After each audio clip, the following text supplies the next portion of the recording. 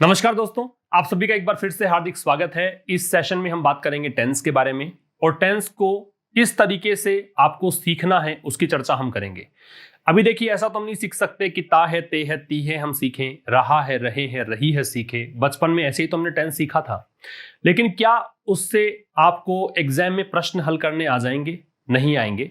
परीक्षा में जो क्वेश्चंस पूछने का तरीका होता है टेंस का, वो कुछ ऐसे चीजें हैं, ऐसे कॉन्सेप्ट्स हैं जिसके इर्द गिर्द प्रश्न घूमते हैं। तो हम उन्हीं बिंदुओं की चर्चा करेंगे। टू द पॉइंट टेंस कैसे पढ़ा जाना चाहिए उसकी चर्चा हम इस सेशन में करेंगे। तो आइए स्टार्ट करते हैं। टेंस, सबसे पहली बात, मैं कहीं पर भी कोई टेंस का नाम आपको नहीं बताने वाला। यहाँ पे मैं आपको सीधा सीधा ये बताऊंगा कि भाई ये शब्द दिख जाए तो आपको ये वर्ब लगा देनी है, ठीक है। और वो ही बताने वाला हूं चीजें जो कि बार बार में आपसे एग्जाम में पूछी जाती हैं, फ्रीक्वेंटली आस्क्ड क्वेश्चंस में उनको शामिल कर सकते हो। तो सबसे पहले देखिए, कुछ वर्ड्स में लिखा रहा हूं यहां पे। जैसे वर्ड है ऑलवेज, या फिर मिल जाता है आपको डेली, या फिर आपको मिल जाए समटाइम्स, या फिर हो सकता है कि आपको मिल जाता है ऑफन, या फिर सेल्डम, या मिल जाता है यूजुअली, या हो सकता है कि मिल जाए रेगुलरली, नेवर, फ्रीक्वेंटली, ठीक है। या फिर आपको कोई एवरी लगकर कोई समय सूचक शब्द मिल जाए, जैसे एवरी डे हो, एवरी नाइट हो, एवरी मंथ हो, एवरी ईयर हो, एवरी वीक हो, है ना। तो ये कुछ ऐसे शब्द मैंने लिए हैं जो आपको बताएंगे कि कोई काम जो है वो बार बार में घटित होता है। ऐसा नहीं है कि एक बार ही घटित होगा। यहां पे इन शब्दों की मदद से आप उस एक्शन के बारे में बताते हैं, उन काम के बारे में बताते हैं जो बार बार में होते रहते हैं। जैसे आप कहें कि मैं हमेशा सुबह 5 बजे उठता हूं, इसका मतलब यह हुआ कि आप आज भी 5 बजे उठे, है ना। आप कल भी 5 बजे उठेंगे, ये रूटीन में शामिल है आपके, ये रूटीन है आपका, ये दिनचर्या का विषय है। तो मैं आपको ये बताना चाहता हूं कि इनमें से कोई वर्ड मिलता है तो जनरली हम क्या अप्रोच करते हैं, क्या सोचते हैं, कौन सी क्रिया को आप एक्सपेक्ट कर सकते हैं, कौन सी क्रिया मिल सकती है आपको। तो ऑलवेज हो, डेली हो, सबसे पहली बात तो इन दोनों में अंतर होता है। ऑलवेज जो शब्द है ये केवल एक एडवर्ब है, याद रखना, जबकि डेली जो है वो एक एडजेक्टिव भी होता है और एक एडवर्ब भी होता है, दोनों भूमिका निभाता है, ठीक है ना। तो ये ध्यान रखिएगा, ये दोनों में अंतर होता है। दोनों का मतलब हमेशा है, प्रतिदिन है। बाकी जितने भी वर्ड्स हैं इनके होने पर आपको ध्यान क्या रखना है कि या तो आप लगाएंगे इनके साथ में V1 या V1 के साथ एस और ईएस। अब ये तो ध्यान होगा आपको कि एस और ईएस कहां लगेगा। जब कोई सिंगुलर सब्जेक्ट आता है तो उसमें क्रिया के साथ में एस और ईएस हम जोड़ते हैं। अगर प्लूरल सब्जेक्ट है तो वर्ब की फर्स्ट फॉर्म ही लगाते हैं। तो या तो लगाएंगे ये वाला, लेकिन कई बार ऐसा भी होता है कि V2 भी मिल जाता है ना। आपको V1 या V1 प्लस एस और ईएस लगाना होता है इन शब्दों को वाक्य में देखने पर, लेकिन कई बार ऐसा भी हो सकता है कि आपको इनके स्थान पर V2 भी लगाना पड़ जाए। अब ये कब होता है आप सेंटेंस देखकर खुद समझ जाएंगे, आपको पता लग जाएगा कि ऐसा कैसे हो सकता है कि दो चीजें आ सकती हैं इन शब्दों के होने पर। तो आइए सेंटेंस देखते हैं। मान लीजिए बहुत ही सिंपल सेंटेंस लिख देता हूं। जैसे मान लो हमने लिखा He always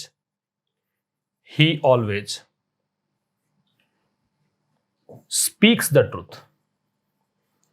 एक तो सेंटेंस ये है, He always speaks the truth। एक मैं लिखूं When I was in London, when I was in London, I often went to church। एक ये लिख दिया। एक मैं लिख दूं जैसे he seldom comes here to meet me। ये 3 सेंटेंसेस लिखे मैंने, है ना। और इन 3 सेंटेंसेस में आप देखिएगा,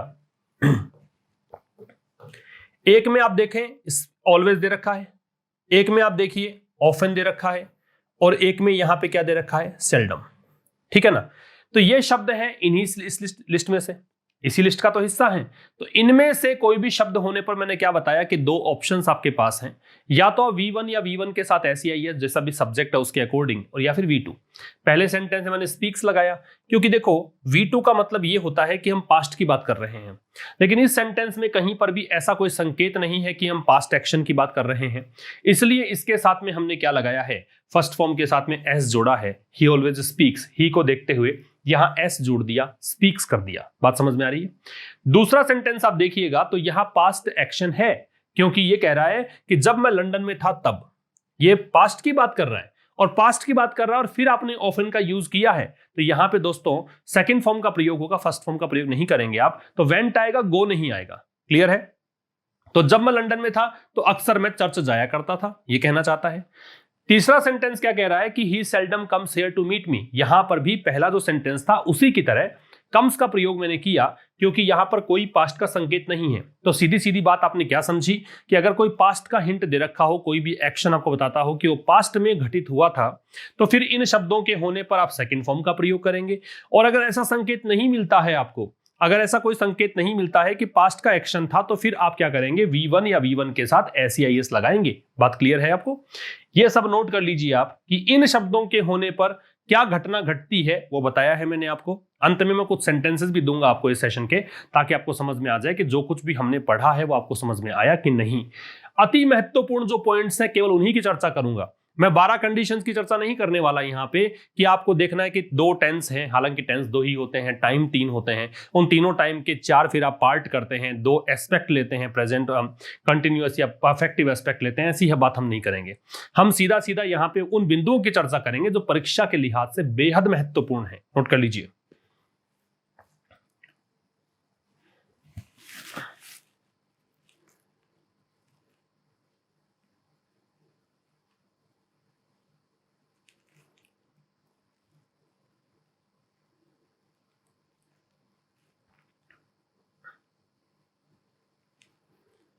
Always, daily, sometimes, often, seldom, usually, regularly, never, frequently।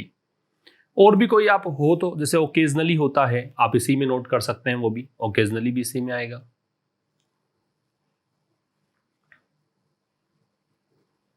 ठीक है, अगर ये कोई शब्द है तो V1 या उसके साथ S और ES जैसा भी सब्जेक्ट है उसको देखकर, या फिर V2 का प्रयोग आप करेंगे।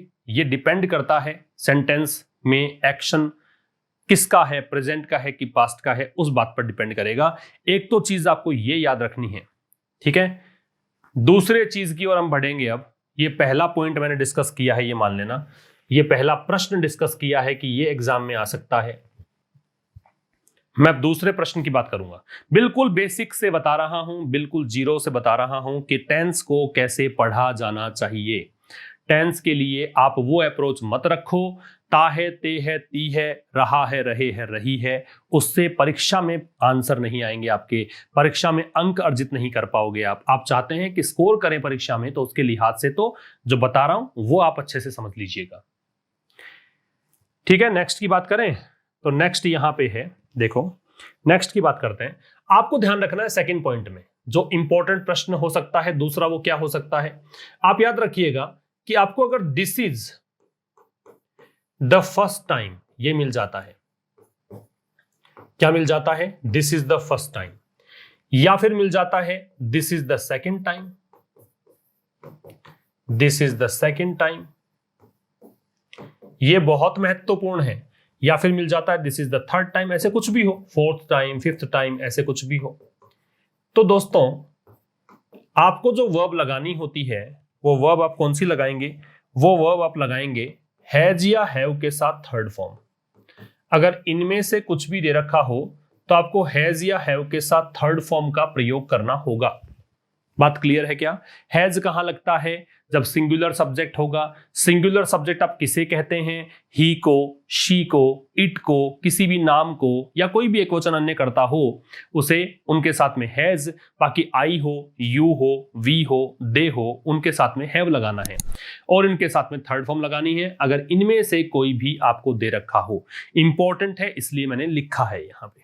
अब देखना एग्जाम्पल सेंटेंस से आप समझेंगे कि कैसे होता है। जैसे मैं लिख दूं this is the first time this is the first time that you have made a mistake. You have made a mistake, ये लिख दिया मैंने। तो ये पहली बार ऐसा हुआ है कि तुमने गलती की है, तो इसका ट्रांसलेशन है। अब देखिएगा क्या प्रभाव पड़ता है इन लाइंस का। प्रभाव आप देखेंगे, this is the first time आपको दिया, इसके होने पर आपको हैज या हैव प्लस थर्ड फॉर्म लगानी थी। तो आपने देखा कि सब्जेक्ट है यू, तो यू को देखते हुए हैव लगाया और हैव के साथ थर्ड फॉर्म लगा दी, क्योंकि हैज के साथ और हैव के साथ या हैड के साथ तो थर्ड फॉर्म लगाते ही हैं। तो this is the first time that you have made a mistake, ये पहली बार ऐसा हुआ है कि तुमने गलती की है, ये इसका ट्रांसलेशन है। एक और सेंटेंस देखते हैं, देखिए एक सेंटेंस ले लेते हैं, जैसे this is the second time, this is the second time that you have asked me to go from here. तो ऐसा दूसरी बार हुआ है कि तुमने मुझे यहां से जाने को कहा है, ये इसका ट्रांसलेशन है। ऐसा दूसरी बार हुआ है कि तुमने मुझे यहां से जाने को कहा है। तो यहां पे देखिएगा प्रभाव क्या पड़ता है इन लाइंस का। This is the second time है, ऐसा होने पर हमें क्या लगाना था, हैव या हैज के साथ थर्ड फॉर्म। तो यू था इसलिए हैव है और हैव के साथ थर्ड फॉर्म है। तो ये दूसरा बिंदु आपने सीखा है जहां से परीक्षा में प्रश्न पूछे जाने की संभावना बनती है। नोट कर लीजिए, ऐसा का ऐसा, ये दूसरा पॉइंट है आपका, नोट कर लीजिए इसको। This is the first time हो, this is the second time हो, this is the third time हो, इन तीनों के साथ ही आप हैज या हैव के साथ थर्ड फॉर्म लगाते हैं। अगर आपको ये सेंटेंस दे रखे हैं, देखिए इसके अलावा कुछ और भी ऐसे संकेत होते हैं जहां पे टाइम शब्द का प्रयोग होता है, इट इज हाई टाइम होता है, इट इज अबाउट टाइम, उसमें कुछ अलग कंडीशन बनती है, उसकी चर्चा भी हम करेंगे। फिलहाल तो आप इसको नोट करिए। This is the first time, this is the second time, this is the third time, ऐसा कुछ भी होगा तो हैज या हैव के साथ थर्ड फॉर्म। अगर सिंगुलर सब्जेक्ट है उसके साथ में हैज लगेगा, अगर प्लूरल सब्जेक्ट है उसके साथ में हैव लगेगा। बाकी थर्ड फॉर्म लगानी ही है, क्योंकि हैज, हैव, हैड या मॉडल के साथ में हैव आता है, वहां थर्ड फॉर्म ही प्लेस की जाती है। तो पहला sentence, this is the first time that you have made a mistake, ऐसा पहली बार हुआ है कि तुमने गलती की है, ये इसका ट्रांसलेशन हुआ।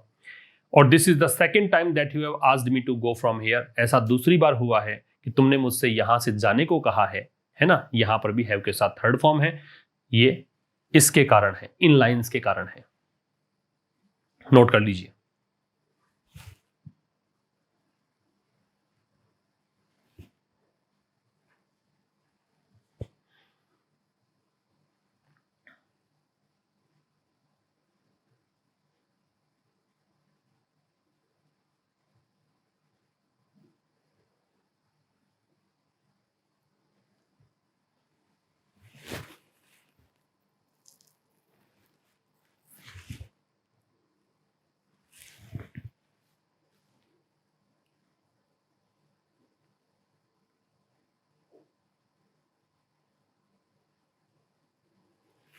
ठीक है, तीसरे बिंदु की बात करें। तीसरा पॉइंट, तीसरा प्रश्न क्या पूछा जा सकता है आपसे परीक्षा में, उसकी चर्चा करेंगे। आपको देखिए, अगर मिल जाता है इट इज हाई टाइम, अगर टाइम की अगर बात करूं मैं, अगर first time, second time, third time ना हो और आपको ऐसा मिल जाए इट इज हाई टाइम, ये फ्रेज भी परीक्षा में पूछी जा सकती है, ईडियम्स में पूछी जा सकती है। इट इज हाई टाइम का मतलब होता है ऑस्पिशियस मोमेंट होना, शुभ समय होना, उत्तम समय होना, प्रॉपर समय होना। तो इट इज हाई टाइम हो या इट इज अबाउट टाइम हो या फिर इट इज टाइम हो, इनमें से कुछ भी हो। It is high time, it is about time और इट इज टाइम, इन तीन में से कुछ भी दे रखा हो तो फिर यहां पे आपको V2 का प्रयोग करना है। अगर इट इज हाई टाइम हो, इट इज अबाउट टाइम हो या इट इज टाइम हो तो इसमें V2 का प्रयोग करना है। बात समझ में आ रही है आपको? सेकंड फॉर्म का प्रयोग करना है इन तीन के साथ। सेकंड फॉर्म, वो तीन नहीं थे, वो आगे भी हो सकते हैं, थर्ड टाइम हो तो फोर्थ टाइम भी हो सकता है, फिफ्थ टाइम भी हो सकता है, तो फिर वहां has have plus third form. इसके वाक्य देखते हैं। देखो, मान लो मैंने लिखा it is high time, it is high time you bot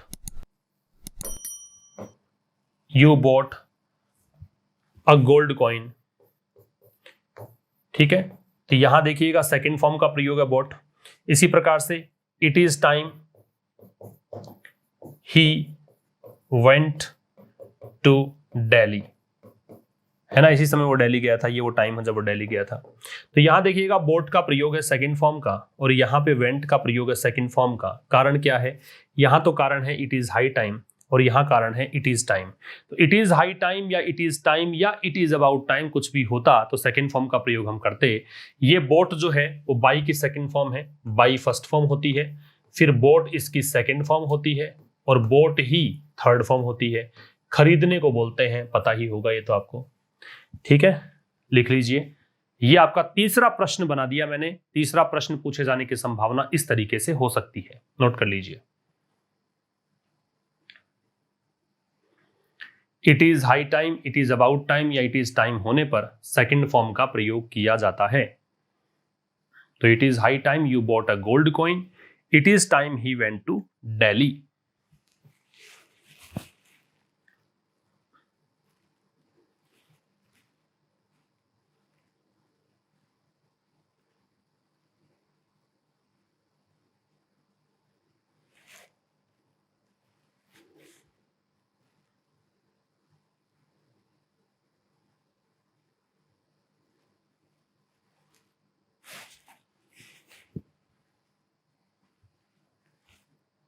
लिख लिया होगा। अब मैं आगे बढ़ता हूं, नंबर 4 पे चलते हैं। नंबर 4 देखिए, नंबर 4, फोर्थ क्वेश्चन क्या बन सकता है। तो फोर्थ क्वेश्चन देखिए बहुत इंपॉर्टेंट है और ये वाला इतना इंपॉर्टेंट है कि जब दो आपको संकेत मिलते हैं किसी सेंटेंस में और उनमें से अगर ये एक संकेत के रूप में है तो आप बाकी चीजों को भूलकर इसी के पीछे पड़ जाएं, इसी का आंसर देने की कोशिश करें, तभी सही होगा। तो ये हिंट है फॉर या सिंस के साथ टाइम। अगर आपको फॉर या सिंस के साथ टाइम मिले तो आपको क्या करना है, फॉर या सिंस के साथ टाइम मिलने पर आपको एक चीज ध्यान रखनी है, परफेक्टिव एस्पेक्ट लगेगा। देखो एस्पेक्ट दो होते हैं, मैं ज्यादा गहराई में ले जाना नहीं चाहता सेशन को, मैं चाहता हूं कि आपको आराम से समझ में आ जाए। एक होता है कंटिन्यूअस या प्रोग्रेसिव जिसको बोलते हैं, ठीक है, एक एस्पेक्ट तो होता है कंटिन्यूअस या प्रोग्रेसिव और एक एस्पेक्ट होता है परफेक्टिव, है ना। ये दो एस्पेक्ट होते हैं, एक कंटिन्यूअस या प्रोग्रेसिव एस्पेक्ट होता है, एक परफेक्टिव एस्पेक्ट होता है। अब मैं आपको यहां पे ये समझाना चाहता हूं कि फॉर या सिंस प्लस टाइम में तो परफेक्टिव एस्पेक्ट आएगा। परफेक्टिव एस्पेक्ट का मतलब क्या है, 6 कंडीशंस हैं। प्रेजेंट में प्रेजेंट परफेक्ट या परफेक्ट कंटिन्यूअस, पास्ट में पास्ट परफेक्ट या परफेक्ट कंटिन्यूअस, फ्यूचर में फ्यूचर परफेक्ट या परफेक्ट कंटिन्यूअस, ये हो सकते हैं। जहां आईएनजी नहीं लग सकता हो वहां तो आप केवल परफेक्ट ले लीजिएगा, जहां आईएनजी लग सकता हो वहां आप been plus first form plus ING ले लेना, है ना। अमूमन ऐसा होता है, बाकी आप सेंटेंस देख के समझ जाएंगे। समझना, मैं एक एग्जांपल लिख के देता हूं आपको, जैसे it has been raining since morning. मैं 5-4 वाक्य लिख के बताता हूं कि कैसे आपको अप्रोच करना है इसको। एक वाक्य में लिख दूं, आई हैव नोन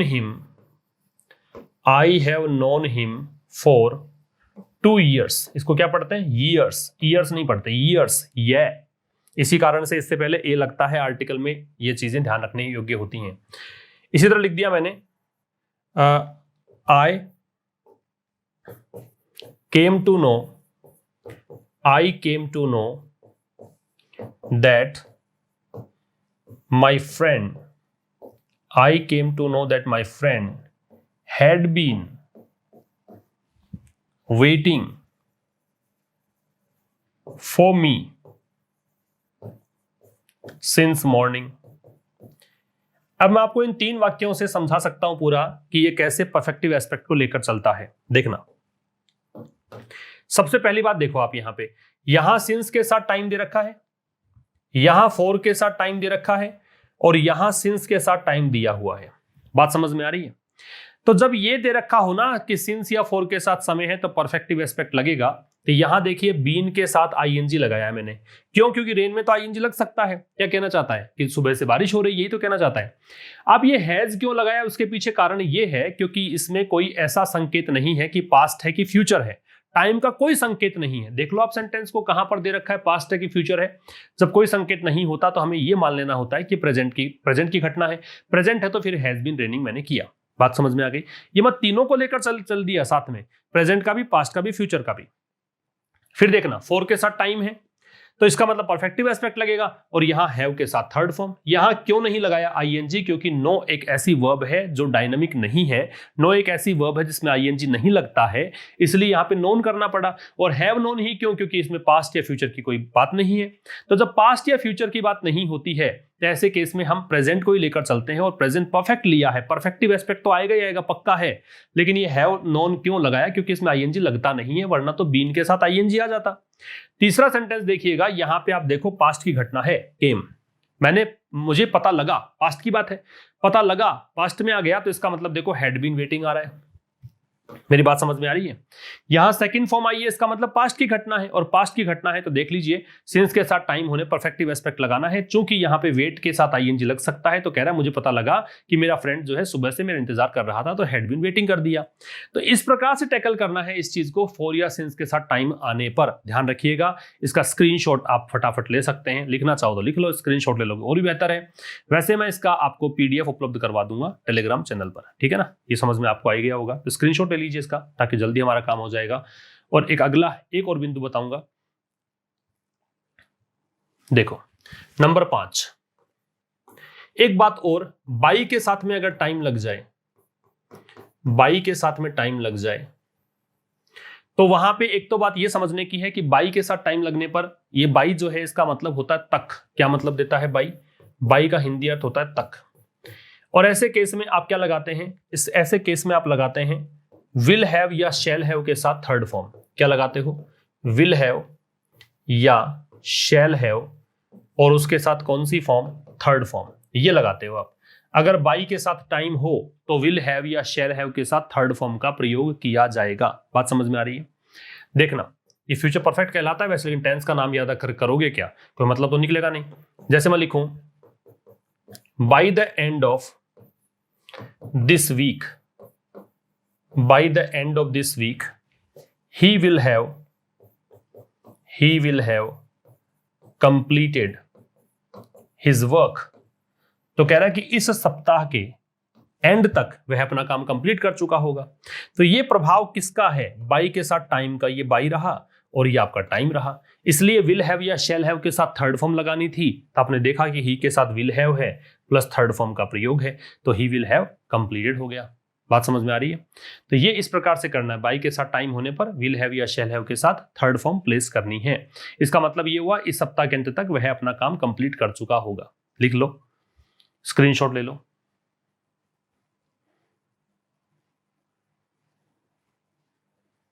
ठीक है, एक बिंदु और बताता हूं ताकि टेंस ओवरऑल कंप्लीट ही है, इनसे बाहर प्रश्न बनते नहीं है। जनरली ऐसे ही प्रश्न आपसे एग्जाम में बार बार में पूछते हैं। तो एक लास्ट पॉइंट बात कर लेते हैं, नंबर 6। क्या पॉइंट है? देखो, दो क्लोज हो, अगर दो उपवाक्य हो, एक उपवाक्य में बिफोर के साथ सेकंड फॉर्म हो और दूसरे उपवाक्य में आफ्टर के साथ में हेड प्लस थर्ड फॉर्म हो। ध्यान से समझना, दो उपवाक्य हो जिनमें से अगर एक कंडीशन तो ऐसी हो कि बिफोर के साथ सेकंड फॉर्म दे रखा हो, तब तो क्या करना है? तब तो आपको हेड के साथ थर्ड फॉर्म लगानी है दूसरे क्लोज में, दूसरे उपवाक्य में। या फिर ऐसी कंडीशन है कि आफ्टर के साथ हेड है फिर थर्ड फॉर्म है, तो फिर आपको दूसरी तरफ लेके जाना है सेकंड फॉर्म को। ये ध्यान रखेंगे आप। या तो क्या होगा, बिफोर के साथ सेकंड फॉर्म होगी, बिफोर के साथ सेकंड फॉर्म है तो फिर हेड प्लस थर्ड फॉर्म में लेके जाना, या फिर होगा आफ्टर के साथ हेड प्लस V3 तो उसको लेके जाना सेकंड फॉर्म में। एग्जांपल देख के समझ जाओगे आप। जैसे मान लो मैं लिखूं I had taken lunch before he came to me. ठीक है, एक मैं यूं लिख दूं आई took lunch after he had come to me। इन दोनों सेंटेंस से आपको कहानी क्लियर हो जाएगी मैं क्या समझाना चाह रहा हूं। देखो, ये जो सेंटेंस आपको दे रखा है, इस सेंटेंस में दो जो क्लोज हैं, तो बिफोर जो क्लोज है, बिफोर के साथ देखो यहां पे सेकंड फॉर्म दे रखा है, और यहां देखिएगा आफ्टर दे रखा है, आफ्टर के साथ में हेड प्लस थर्ड फॉर्म दे रखी है। तो जब बिफोर के साथ सेकंड फॉर्म है तो दूसरा जो बचा हुआ उपवाक्य है उसमें हेड के साथ थर्ड फॉर्म लगाई है मैंने। जबकि यहां देखिए आफ्टर के साथ हेड प्लस थर्ड फॉर्म है तो यहां पे सेकंड फॉर्म का प्रयोग किया है। तो ये एक बहुत अच्छा एक एग्जांपल मैं कह सकता हूं कि दोनों को कंपेयर आप कर सकते हो। जो काम पहले कंप्लीट हुआ है वो definitely head plus third form में ही जाएगा, जो काम बाद में कंप्लीट होता है वो सेकंड फॉर्म में ही जाएगा। ये भी आप समझ सकते हो। यहां से अति महत्वपूर्ण क्वेश्चन है, आ सकता है एग्जाम में। और मैं कहूंगा कि टेंस कंप्लीट है, इतना सा भी अगर आप देख लोगे तो छोटे मोटे एग्जाम्स जैसे हैं, पटवार वाला एग्जाम है, जरूर से इससे बाहर प्रश्न नहीं आएगा। हाईकोर्ट एलडीसी वाला एग्जाम है, इससे बाहर प्रश्न नहीं आएगा। ठीक है, आमतौर पर एसएससी एमटीएस में भी ऐसे ही प्रश्न पूछे जाते हैं। तो जो छोटे एग्जाम्स हैं, है ना, इनमें आराम से आप ये चीजें देख सकते हो। ज्यादा कुछ पढ़ने की जरूरत नहीं है, कहीं ऐसा नहीं 3-4 दिन पढ़ रहे हो आप टेंस, कोई कुछ नहीं होने वाला। ये 6 पॉइंट्स पढ़ो, इससे ही प्रश्न आ जाते हैं। ठीक है, इसका स्क्रीनशॉट ले लीजिए और इसका पीडीएफ आप प्राप्त कर लीजिए टेलीग्राम चैनल से। ठीक है, लिंक डिस्क्रिप्शन में दिया है। अब हमारी मुलाकात होगी मंडे को ठीक शाम 5 बजे द हिंदू एडिटोरियल सेशन के साथ। तब तक के लिए नमस्कार, थैंक यू वेरी मच।